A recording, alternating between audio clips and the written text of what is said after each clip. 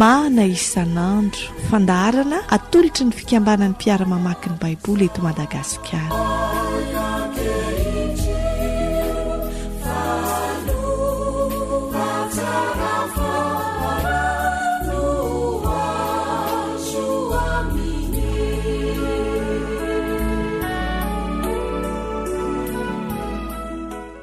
Ampitomboina ho anao lalandavany ny fahasoavan'ny tompontsika. Eto amin'ny fotoanany mana isan'andro sika, boky ny salamy ihany mbola diniantsika anio, ary misaotra ny tompontsika manana ny fotoana azahoana mandinika ny salamy. Ny salamy moriavana dia fantatsika rehetra fa tononkira na tononkalo izy io, izy reny ary mipololotra avy eo am-pon'ny olona manana firaisana tamin'Andriamanitra. Anio ny salamo fa 80 no diniantsika, ary andraisantsika ny ray zay fampianarana tokony ho raisina avy amin'izany. Alohan'izany anefa dia tsara raha mbola miara-mivavaka leo isika. Mivavaka isika. Andriamanitra ray anay any an-danitro, manatona anao amin'ny fifaliany ny ray izay amin'izao fotoana izao. Misaotra anao, mankasitraka anao, manolotra anao. Ny fisaorany eram-po eran-tsaina eram-panahy noho ny fotoana omenao anay indray. Azaonay miaraka mandinika, miaraka miaino, mamakafaka ny teninao. Misaotra tompo ao. Mangataka aminao ary zahay, hanazava ny sainay ny amin'izay lesona tokony ho raisinay, ho ampiarinay eo amin'ny fiainanay, avy amin'izao teny nampanoratinao izao. Mba tonga ny fiainanay ho fanomezam-boninahitra ny anaranao ry tompo. Fa ny mahatonga anay hihinana ny mana hetaheta ny teninao. Ary ianao dia nilaza fa sambatra nona sy mangetaheta zany teninao fahamarinana izany, fa ho vokisanao izy. Tompo, ho tanteraka aminay tokoa ny izany raha andinika ny teninao zahay. Mba ho voky ny teninao zahay, hahery ara-panahy, dia ho voninahitra ao ny fiainanay. Amin'ny anaranao Jesosy tomponay, nanaovanay izany vavaka izany. Amen. Salamo fa 80, andininy voalohany ka hatramin'ny andininy fa 12 no ovakintsika. Amin'ny anaran'ny tompo namakitsika izany. Andriamanitro, efa nanary sy nampiaka anay ianao, efa tezitra ianao, velombelomo zahay. Efa nampiroro ny tany ianao ka namaky azy, amboary zay raha avy aminy, fa miozongozona izy. Efa nampahita ny olonao zavatsarotra ianao, ary efa nampisotra anay divay mampiraikiraiky, efa ntoloranao faneva ny matahotra anao, hatsangany noho ny fahamarinana, mba hahafahan'ny malalanao, dia vonjeo amin'ny tananao ankavanana aho. Kavalio. Andriamanitra ny teny tamin'ny fahamasinany hoe, ifaly aho ka izarany Sekema, ary lohasahan Sokota ho refesiko, ahy Gileata, ahy ko Manase, ary arony lohako Efraima, te hipanjakako Joda, tavondranoko fanasana Moaba. Edomo nanipazako ny kapako, miobino ny amiko ry Filisty. Iza no hitarika aho any Edoma? Tsy ianao va? Zay efa nanary anay Andriamanitro, sady tsy nivoaka niaraka tamin'ny antokony miaramila anay Andriamanitro. Vonjeo amin'ny mpandrafy zahay, fa zava-pona ny famonjena ataon'ny olona. Andriamanitra no aherezantsika, fa izy no anitsakitsaka ny fahavalontsika. Ray Masino manamasinana amin'ny fahamarinana, fa ny teninao ny fahamarinana.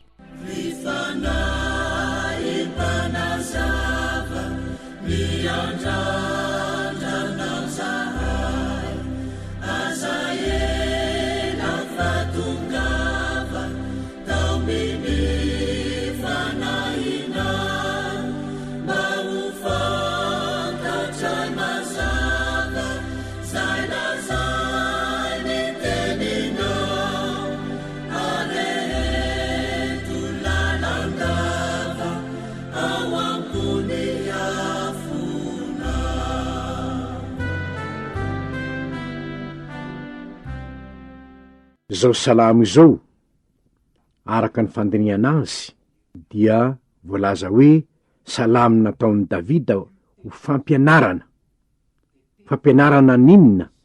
Fampianarana momba n'Andriamanitra njeny, fonizina nafika ny Mesopotamia sy Aramazoba tamin'ny verenan'ny Joaba ka namelezan'ny Edomita 2,000 alin-da teo amin'ny lohasahan'ny Tsira. Zany hoe ity salamo ity dia salamo nataon'ny Davida ampianarana ny olona hatoky an'Andriamanitra, hivavaka amin'Andriamanitra. Fa inona tokoa moa no zava-misy tamin'izany? Efa tonga mpanjaka Davida, ary tamin'izy tonga mpanjaka io dia maro ny fahavalo zay tsy maintsy mbola noreseny. Fa ireny fahavalo reny dia fahavalo maro. Tamin'izay rehetra nalehany nefa Davida, na dia niady tamin'ireny fahavalo maro ireny aza, dia raha ny Samuela 2:20 no jerentsika dia ahitantsika fahavalo maro niady taminy tao nefa noreseny. Izavy reny fahavalo reny: ny Sirianina, ny Moabita, ny Amonita, Filistina, ny Amalekita, ny mpanjakany Zoba. Amin'ny 5 sy 9 no ahitantsika ny hoe nisy olona 2,000 tamin'ny Sirianina no olona noresen'ny Davida. Zao nefa no filazan'ny mpanoratra azy, satria ny antony reny fandresen'ny Davida reny na dia nitangorona taminy aza ny fahavalo maro de zao: Jehova nampahery ny tanan'i Davida teny am'izay rehetra nalehany. Ary zany no mahatonga ny Davida nanoratra ity salamo 100 ity ho fampianarana ny olona taty aorina ny amin'ny zavatra efa nataon'Andriamanitra teo aminy. Inona ary ny tiana ampianarana antsika? Inona ny tiany Davida ampianarana antsika? Ny momba n'Andriamanitra ny hitany de ny hoe tezitra Andriamanitra aloha. Nisy fotoana nampahatezitra an'Andriamanitra ka nampiaka ny olona izy, to olony resy, to tsy manana fanantenana, fa nisy zavatra nataon'ny vahoaka n'Andriamanitra, nisy zavatra nahatezitra n'Andriamanitra, ary nahatonga azy ho nandefa miaramila hampitahotra, nampiaka ny zanak'Israely, nampiororo ny tany izy.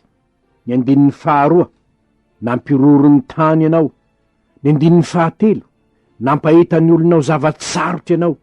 Ny 5 ihany de tahaky ny nampisotra anay divay mampiraikiraiky ianao. Izany rehetra zany no nitranga teo amin'ny Israely. Inona ny antony? Satria tezitra tamin'ny Israely Andriamanitra. Ny zanaka tiana moa no anarana azy faizina, ary dia nampandalovin'Andriamanitra zavatra maro tahaka izany ny zanak'Israely. Malala n'Andriamanitra nefa izy ireo na de zany azy. Ny 5 hoe mba hahafahany malalanao, malala n'Andriamanitra izy ireo na de zany azy. Ny zavatsarotra mandalo teo amin'ny fiainany zanak'Israely de nekeny Davida tsy nolaviny zany, nasehon'Andriamanitra zany, satria nisy fotoana nitangan'ny fahatezeran'Andriamanitra. Taty aorina aza ry havana, noho ny fahatezeran'Andriamanitra de lasaky babo tany Babilôna mihitsy ny zanak'Israely. Tsy nanafoana ny mahamalala n'Andriamanitra azy ireo anefa zany, satria ny fanekena ny fanaovan'Andriamanitra tamin'ny Abrahama razany izy ireo de tsy tsoahany mandrak'izay zany, fa tanteraka mandrak'androany ny maha olon'Andriamanitra taranaky Abrahama any Israely. Eto zany de misy zavatra tiany Davida ho ampianarana antsika ny momba n'Andriamanitra. Rehefa misy zavatsarotra mitrangy amin'ny fiainanao, ny zavatra zay tokony ataonao de ny ahafantatra fa Andriamanitra mihitsy no mamela ireny hitrango amin'ny fiainanao, hitrango amin'ny fiainantsika. Inona no antony? Reny zavatsarotra nitranga ireny de nahatonga ny Davida nitaraina tamin'Andriamanitra hoe velombelomy izahay Andriamanitra. Nahatonga azy ibebaka, nahatonga azy hitaraina tamin'Andriamanitra, nahatonga azy hitady ny tavan'Andriamanitra, nahatonga azy hiantso an'Andriamanitra. Rehefa mandalo zavatsarotra isika de ampianariny tompo isika mba hitady azy, ampianariny tompo isika hiantso azy, ampianarin'ny tomposika hiankina aminy. Ny zavatra hita de izao: rehefa nitaraina Davida, rehefa nibebaka Davida, de hitatsika amin'ny 14 ihany ny hoe notoloran'Andriamanitra faneva zay matahotra azy, ary natsangany noho ny fahamarinana. Izany no ambarany iny amin'ny Andriamanitra. Andriamanitra ry havana, tsy mba mitahiry fahatezerana mandrakizay, tsy manao zany Andriamanitra, fa rehefa mitaraina ny olony, rehefa mibebaka ny olony, rehefa miantso azy ny olony, mamaly azy izy. Efa hitatsika tany Salamo 50 ny hoe: antsoy aho amin'ny andro fahoriana, de amonjy anao aho ka hanome voninahitra ahy ianao. Mbola ampahatsiarovina amin'ny zava-misy eto fa rehefa nitaraina Davida, rehefa nifona Davida ka nanao hoe velombelomo zahay Andriamanitra, reto ny zavatra efa nataonao hoe niororany ny tany Andriamanitra, nisy ravany teo hoe, ary tena zavatsarotra ny lalovan'ny olonao 2:7. Nefa Andriamanitra mitaraina zahay, velombelomo zahay velombelomo zahay. Mamaly vavak'Andriamanitra. Ary ny vavaky Davida, valin'izany vavaky Davida zany, dia niteny tamin'ny fahamasinan'Andriamanitra. Namaly izany vavaky Davida zany Andriamanitra. Namaly zany fifonan'ny Davida zany Andriamanitra. Ka inona ny lazainy? Hifaly amin'ny Israely izy, Sekema ho azy, ny loasany Sokota, ho refesiky mihitsika ho a reny, Gileada, Manase, ay reny, ary Efraima ve, ho izy hoe ataoko arony ny lohako Efraima, te mpanjakako Joda. Inona ny dikan'izany? Ny fireneny Israely tena ho arony lohako izy, ataony diadema, ataony satro-boninahitra, ataony te mpanjakana Joda. Asehony fa izy ny mpanjakany Joda, ary Joda de hoetiny mandresy ny fireneny samihafa. Te mpanjakana, manana ny maha izy azy, manana ny heriny zany te mpanjakany zany. Raha mieritreritra ny Joda isika ka miresaka te mpanjakana, dia ahatsiarovantsika ny herin'ilay teny misesy netiny nanjaka tany Egipta, teny misesy netiny nampisaraka ny ranomasina mena, teny nampikatina ny ranomasina mena koa. Andriamanitra niseho tamin'ny hery, tamin'ny te mpanjakana. Ary eto i Joda sy ny fireneny Israely zay nahatezitra azy teo aloha, dia asehony anehony ny maha-Andriamanitra azy, ka sady ho satro-boninahiny no te mpanjakany. Ny olona miverina amin'Andriamanitra, ny olona nibebaka, izany no asehony'ity salamo ity, ny olona mitodika amin'Andriamanitra, dia ampiasain'Andriamanitra haneho ny voninahiny. Fa ny fahavalony kosa, Moab zany, Edom zany, anjary inona? Anjary tavon-drano fanasana. Anjary inona? Fanipazana kapa, fanarin-jordira.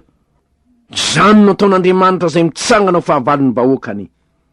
Ary zany tsy tokony aketraka anao ry vahoakan'Andriamanitra. Ianao zay mahatsiaro ndraindray, to afoin'Andriamanitra ve ahy zany? To enjen'ny olona atao mahery de mahery reo fahavaliko, ny Moabita sy ny Edomita fahavaliko ny to mitsangana, ary to matanjaka ireo mampiororo ahy. Raha ianao miverina marina amin'Andriamanitra, ny fahavalonao ve Andriamanitra neny miady ho anao Jehova ny miady ho anao, ianao kosa angina ho ny voasoratra, ho tsinotsinona i Moaba sy Edoma. Izany no ataon'Andriamanitra amin'ny fahavalon'izay olony, fahavalon'izay malalany, fahavalon'izay matahotra azy ka niverina taminy. Ny 9:7. Andriamanitra mihitsy no niteny zany tamin'ny fahamasinany. Ary izao anefa mba hatanteraka izany, tian'Andriamanitra ho tanterahina ny hoe andresy ny Edomita, andresy ny Moabita, iza no hitondra ho any ho Davida, lay mpanoratra ny salamo ihany, iza no hitarika ho any Edoma? Tsy ianao ihany va? Jehova ianao zay toefa nanary anay, nefa Andriamanitra ianao. Tsy nivoaka tamina tokony miaramila anay ianao teo aloha, nefa ianao ihany no Andriamanitra Andriamanitra. inona moa ny tiany davida olazaina am'izany? Na ambaran' Jehova aza hoe tavondrany fanasana Moaba ary anipazako kapa Edoma, iza no hitondranay ho any am'ireny toeranireny ka andresy azy? Ianao Jehova ihany no miaraka aminay. Ianao no hitara-dalana anay. Jehova ihany no mampandresy ny olona, fa izahay de mpiara-miasa aminao fotsiny ihany zahay, Andriamanitra. Ianao ihany no hitondranay ho any, fa de ho mpiara-miasa aminao fotsiny ihany zahay. Ry havana, mampahatsiaro antsika ny zavatra nitranga tamin'ny Mosesy fa izay zany zavatra zany. Mosesy dia nilazan'Andriamanitra hoe ento miakatra ty fireneny ty, entonao mandana ento izy. Zao anefa ny tenin'ny Mosesy, raha tsy handeha ianao de tsy handeha aho izy, satria inona no antony? Zava-poana anie ny famonjen'olombelona. Ekrodosy 7:30. Zao mihitsy ny tenin'ny Mosesy: raha tsy handeha ny tavanao de aza mitondra anay hiakatra hiala ty. Aza mitondra anay, tsy havita ninon'inona zahay, ary eto ny mpanao salamo. Davida nanao salamo de nilazany hoe zava-poana anie ny famonjena taon'ny olon'Andriamanitra, zava-poana zany. Ary noho izany tsy famonjena avy amin'ny olombelona no itokinay, tsia, fa ianao Jehova ihany no hero anay. Andriamanitra no aherezantsika ho izy no anitsakitsaka ny fahavalontsika, tsy ny herintsika, tsy ny fahaizantsika, tsy ny fiedintsika. Tsy zany no entinay Andriamanitra. Ary eto dia ahitantsika mihitsy any Davida tsy mitoky amin'ny herin'ny tenany. Raha hodidin'ireo fahavalo reo, na andeha hiady amin'ny fahavalo, tsy ny herin'ny tenany no itokiny, fa ilay Andriamanitra zay mitarika azy, ilay Andriamanitra zay mitondra azy, ilay Andriamanitra zay mitantana azy, ilay Andriamanitra zay mampahery azy. Ary eto dia averina indray, miverimberina matetika mihitsy ny fampianarana ry havana, fa tsy mitoky amin'ny hery hafa, na herin'ny olombelona io, na herin'Andriamanitra hafa io, hoentiny mandresy ny fahavalo ny Davida, fa ny herin'Andriamanitra sy ny fomban'Andriamanitra azy.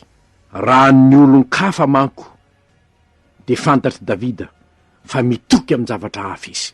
Ary eto ry havana de tsara ny mamerina amintsika mba tsy handehanantsika hitady hery hafa, fa misy anie manolotra hery hafa, misy manolotra fanantenana hafa.